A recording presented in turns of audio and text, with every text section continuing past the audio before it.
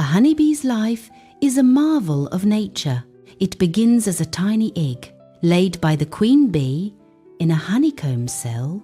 After 3 days, a larva hatches. It's fed by nurse bees. They provide royal jelly at first, then a mixture of pollen and honey.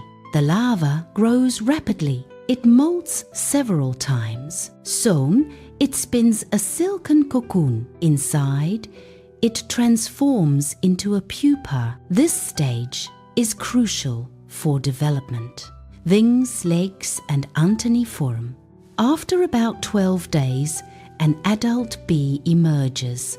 This young bee is called a worker. Her first job is cleaning cells. Then, she feeds the larvae.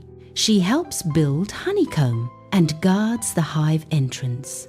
As she matures, she becomes a forager. She flies out to collect nectar and pollen from flowers. She communicates flower locations to others.